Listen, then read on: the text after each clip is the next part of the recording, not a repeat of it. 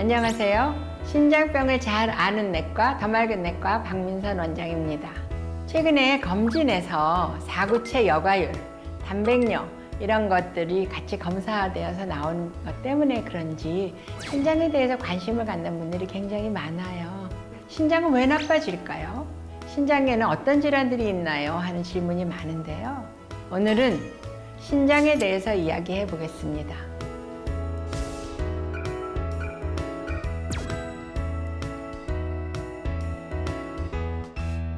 신장이 나빠지는 질환은 굉장히 여러 가지가 있습니다. 그 중에서 흔히 생각할 수 있는 것은 신장 자체에 문제가 생기는 것. 그래서 만성 사구체 질환을 이야기할 수 있고요. 사구체라는 것은 신장에 있는 가장 기본이 되는 단위이고요. 그 사구체에 질병이 오면 더 이상 돌이킬 수 없을 만큼 신장이 나빠지게 갑니다. 근데 이 사구체 질환은 사실 단일 질환이 아니에요.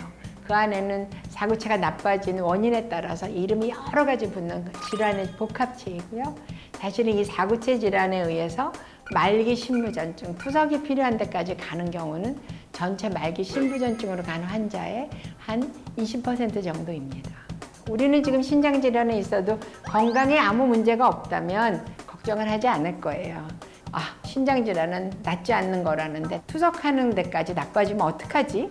하는 게 우리의 고민이잖아요. 사구체 질환으로 투석을 하는 말기 신부전증으로 가는 원인의 1번, 당뇨병입니다.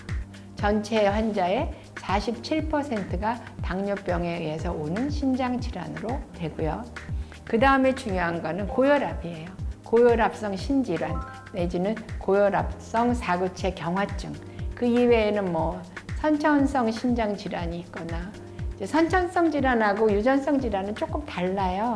선천성 질환이라는 거는 내가 어떤 선천적인 결함에 의해서 신장이 안 생겨났든지 아니면 소변이 자꾸만 역류하면서 신장을 망가뜨리는다든지 이런 질환을 말하는 거고, 유전성 질환이라는 거는 내 신장은 정상으로 났지만 유전적인 문제 때문에 신장이 자꾸 병이 드는 걸 이야기하는 거니까요. 그래서 선천성 질환과 유전성 질환이 일부 차지하고요. 그다음에 신장 결핵, 요로 결핵 또는 만성 신우신염 이런 여러 가지 감염성 질환이 또 일부를 차지하고요. 사고가 나거나 암이 생기거나 그래서 신장을 제거하는 경우도 있을 수 있고요. 전신성 낭창성 질환이 있을 수 있고 여러 가지 또는 류마티스 혈관염도 있을 수 있고 여러 가지 자가 면역 질환들도 신장을 망가뜨리는 일환입니다.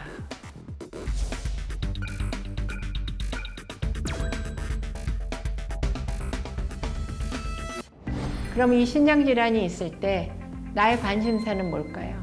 이 신장 질환이 있지만 내가 90, 100살까지 살 때까지 내가 투석에 의존해서 살아야지 되느냐, 아니면 질환은 있으나 건강을 유지해서 90, 100까지 건강을 유지할 수 있느냐가 중요한 거죠. 당뇨병 환자가 신장이 나빠지는 대로 가지 않으려면 자명하죠.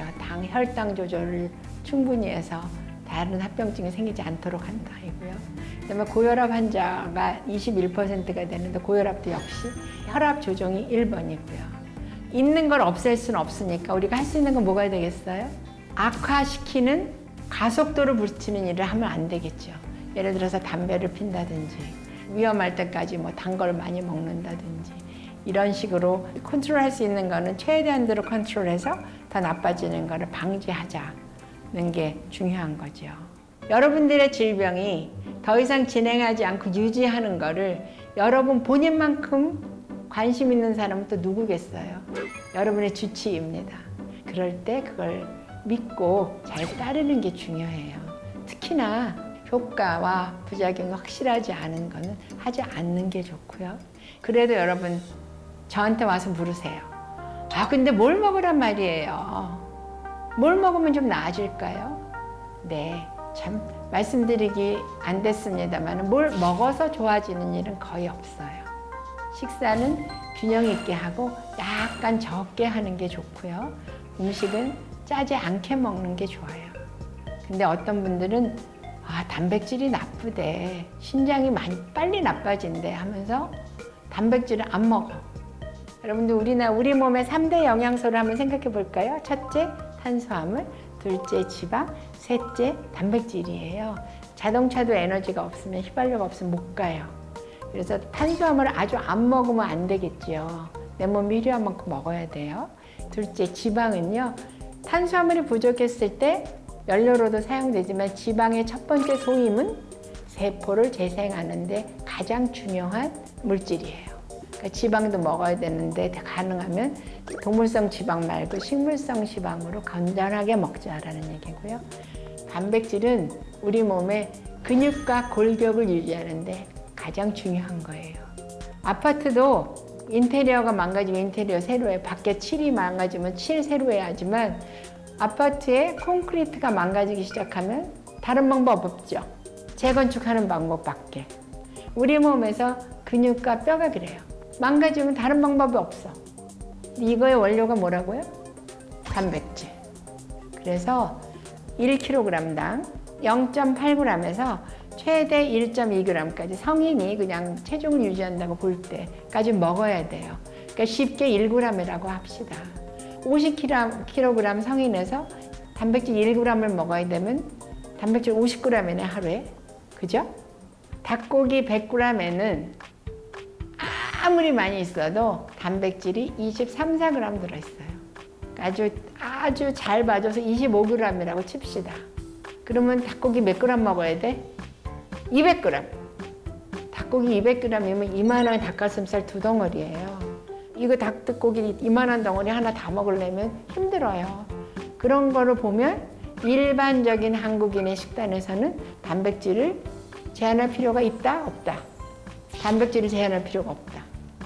저는 환자들한테 어떻게 말씀드리냐면 50kg 이상 성인일 경우에 콩, 쌀에도 단백질이 있고요. 여러 가지 음식에 단백질 따라 들어오는 게 있으니까 계란 하나 먹고 고기로 치면 소고기, 돼지고기, 닭고기 모두 좋으니까 한 1인분 정도를 매일 먹어야 건강에 좋다.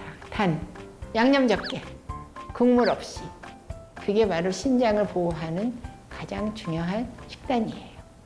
자, 여러분들이 가지고 계시는 신장 질환의 원인이 사구체 신염이든 당뇨병이든 고혈압이든 아니면 기타 다른 질환이든 첫 번째 중요한 거는 혈압, 혈당을 정상으로 유지하는 것. 두 번째, 가지고 계시는 질환에 대해서 철저하게 의사 선생님과 의논된 한에서 치료를 제대로 하는 것. 세 번째는 여러분들이 약간 소식하면서 단백질을 충분히 먹는 것. 이 세 가지를 권합니다. 여러분들 건강 조심하시고 다음번에 또 뵙겠습니다. 감사합니다.